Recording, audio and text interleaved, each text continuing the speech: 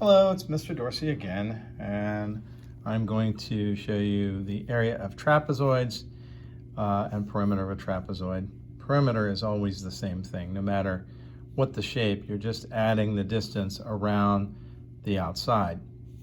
So you add up all the sides. So I'm not going to spend much time on that, but I am going to show you the area of a trapezoid, and I'm going to show you on the same grid paper that I've been showing you other shapes on. So a trapezoid looks literally like a triangle with the top cut off.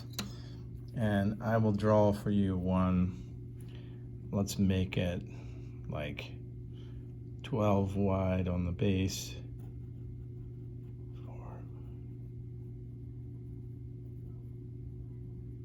That's either 12 or 11. I think that's 12. 1, 2, 3.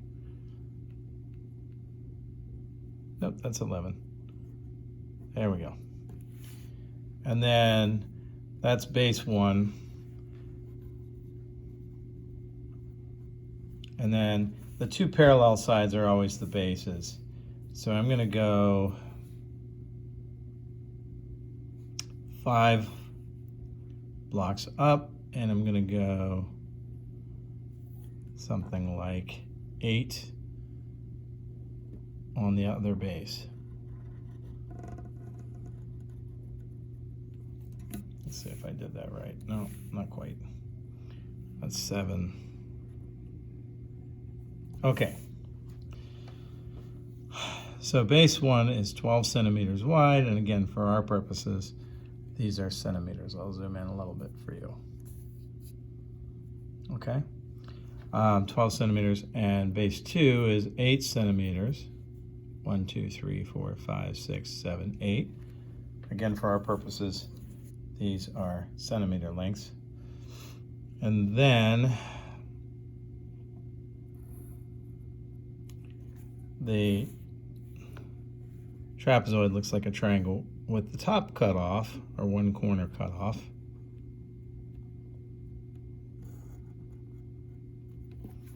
Okay, so there's a trapezoid.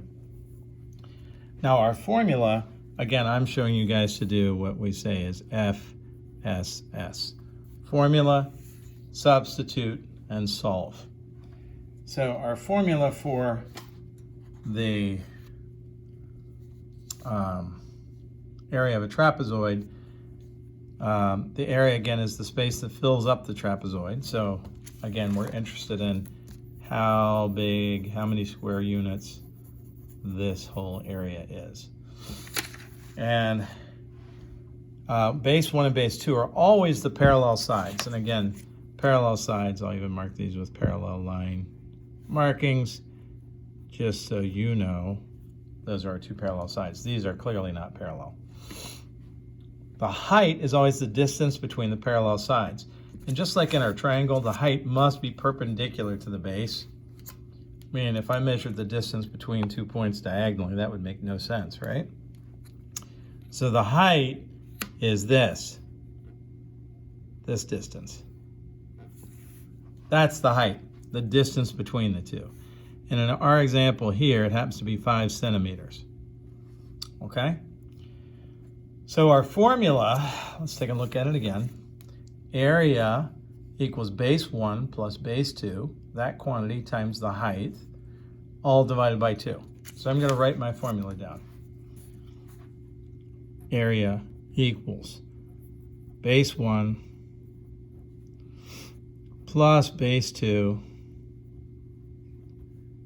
and I'll put that in parentheses, that entire quantity times the height,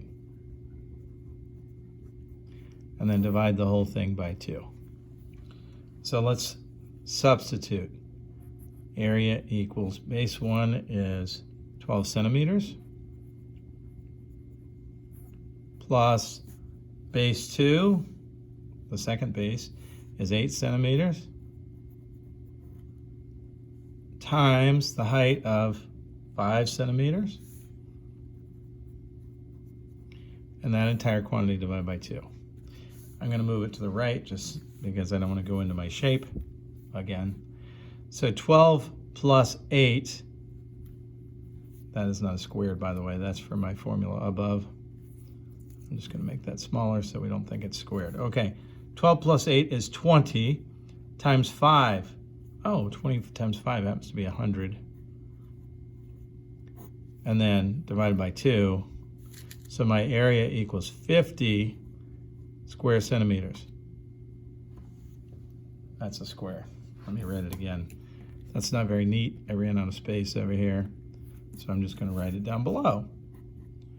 50 centimeters squared, or squared centimeters. So that's how many square centimeters are in this shape. And then the perimeter, you simply add up. You would either need to be given the side lengths, or you would have to be able to calculate them. So it would have to be on a drawing given to scale.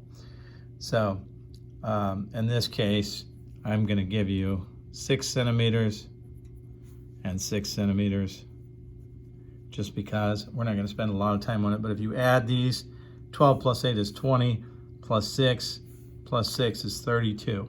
So my perimeter is 12 plus 6 plus 8 plus 6. Perimeter equals 32 centimeters. And that is distance around. 1, 2, 3, 4. Each one of these is what we're calculating.